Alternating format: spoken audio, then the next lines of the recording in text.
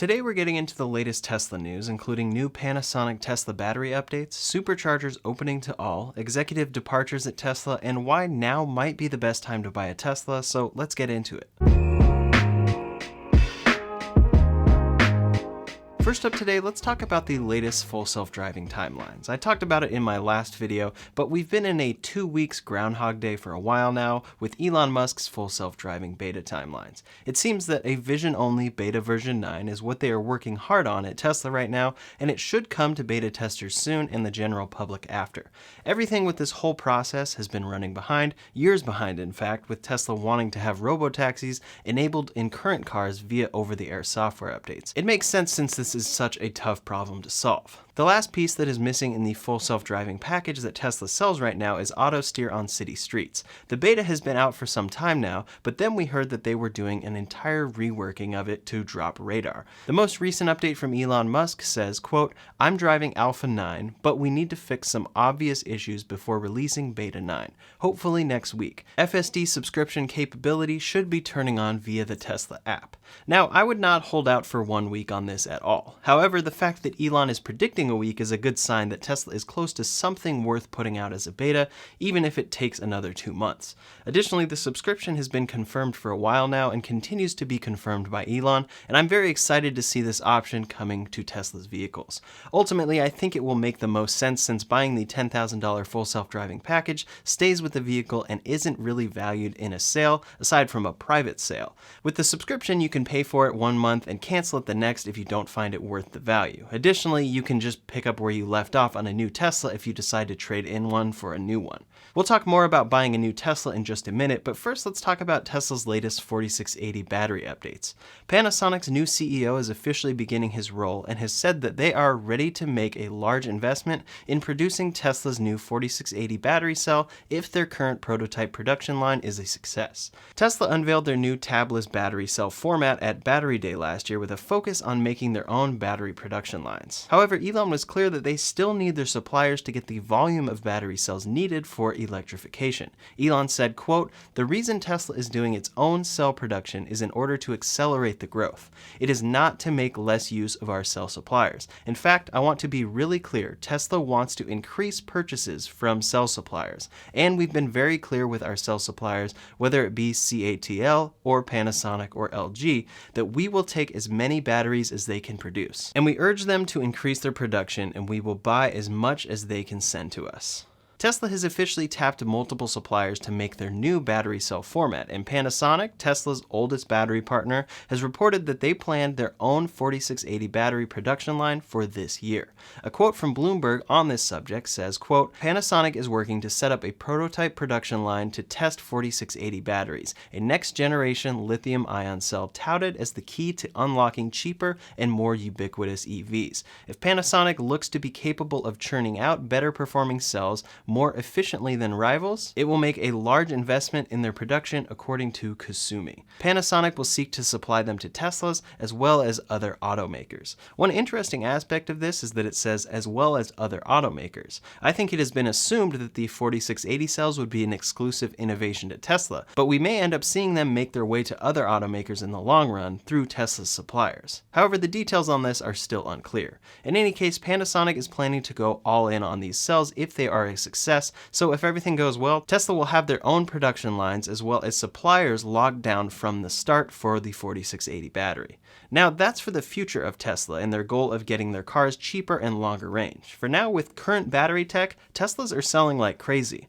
There are many factors, including production limitations and parts shortages, but Tesla is now close to being completely sold out of inventory for Q3 of both the Model 3 and Model Y. That quarter ends in September, so that is a long wait between ordering a new car and receiving it. Model S and X availability is unclear since those new refreshed vehicles are just beginning to ship to customers. Model X's have not been delivered yet and likely won't come until Q3 at the earliest. In any case, in the midst of this, Tesla has been raising prices on their vehicles, and the Model Y just saw another price increase up $500 from before. Now the starting price of the Model Y comes in at $52,990, up quite a bit in the past few months. Tesla's long-term goal is to make cheaper vehicles, but for the time being, as Elon expressed in a tweet, quote, "Prices increasing due to major supply chain price pressure industry-wide, raw materials especially.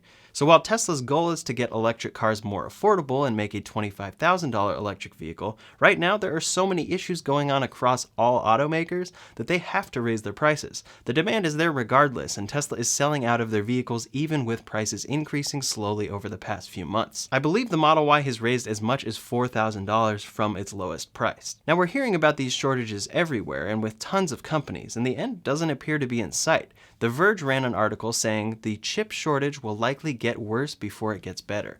In it, they detail how car companies have been hit the worst by these supply chain issues, and how with the holiday season approaching, chip supply won't see any improvements anytime soon. The last sentence of the article says, quote, "With the holiday season fast approaching and a new wave of products from across market segments all fighting for chips, there's almost certainly bound to be more product delays, cut corners, price jumps, and parts shortages to come.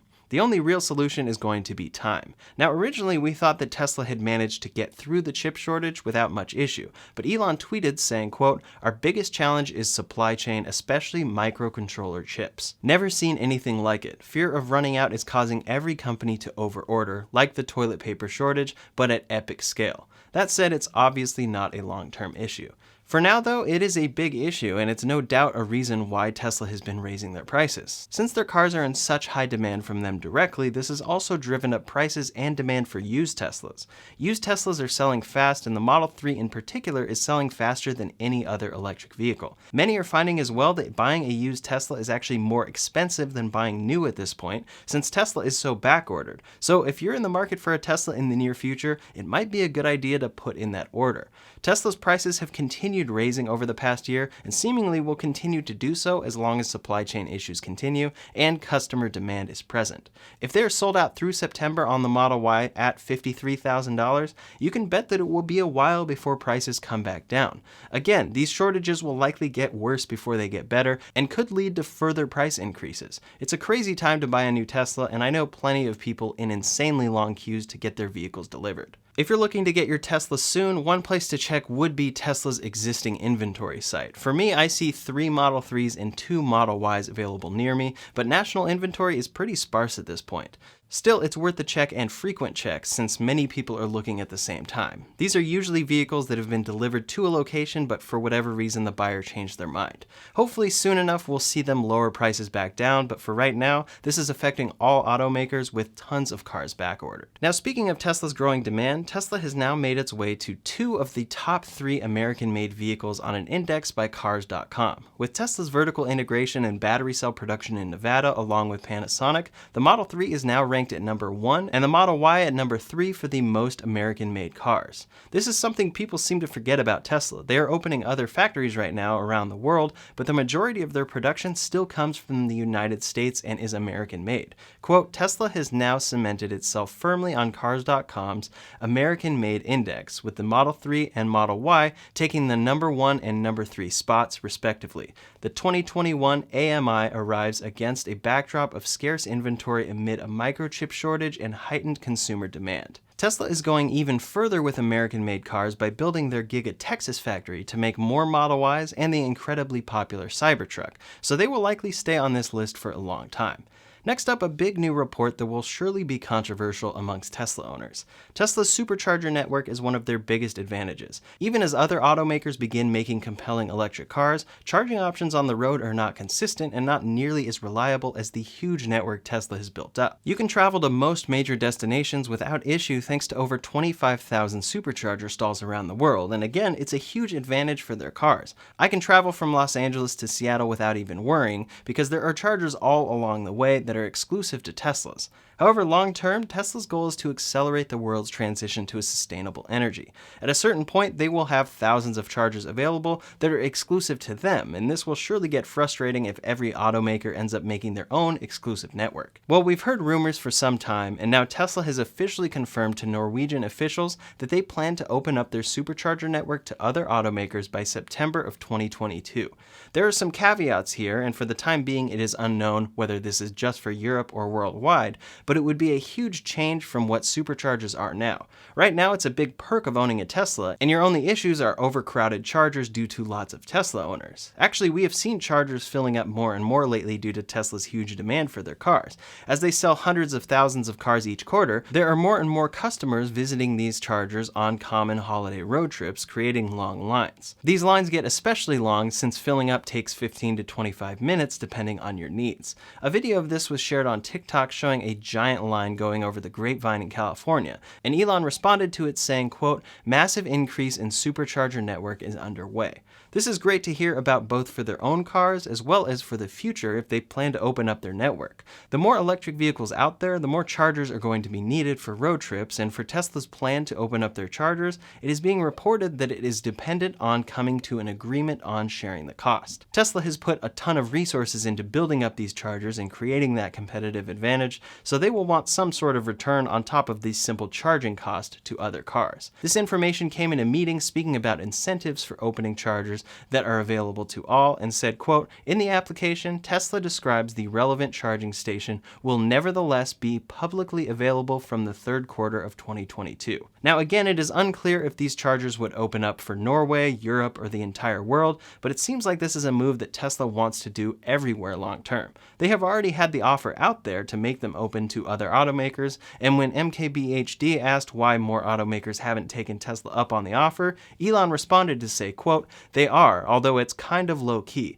Tesla superchargers are being made accessible to other electric cars." At least one of the other automakers he was probably referencing is Aptera Motors. They are making some crazy looking EVs, and the port shown in their video is Tesla's charging port. Over in Europe, Tesla uses a CCS connector, but in the US, their cars are made with their own proprietary connector, so each supercharger comes with that plug exclusively. If Tesla plans to open up their network here, they will need to sell an adapter to customers wanting to use the network, or automakers will need to include them.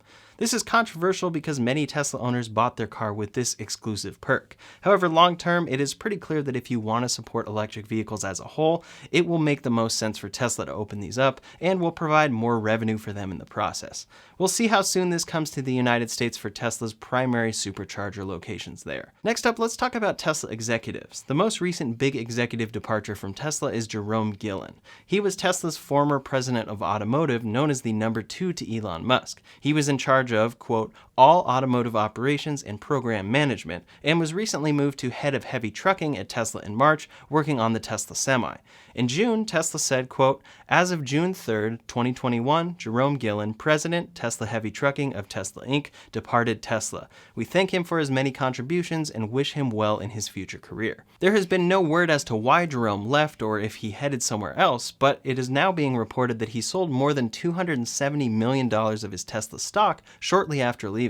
According to Insider Scope, he had approximately $442 million in unvested options and unvested restricted stock when he left, and sold an estimated $274.1 million worth of his shares by exercising stock options. Here again, it is unclear as to why he sold, but, quote, he may have had a narrow window of time to exercise his options or forfeit them. It could have been a use it or lose it situation that made him decide to buy and sell so much now. He's also not an insider anymore, so he may not feel comfortable having that much exposure to the stock. That's not entirely unusual. So the biggest fear amongst people could be that he saw something going wrong with Tesla, left and sold his stock before something bad were to happen. But there doesn't seem to be any information out there supporting this. However, he is one in a long list of high-up executives who have left Tesla in the last few years. Tesla's head of UI, in charge of much of the Cybertruck UI, departed earlier this year, leaking some UI visualizations in the process, but before that, in the midst of the Model 3 ramp, is where Tesla saw most of its departures.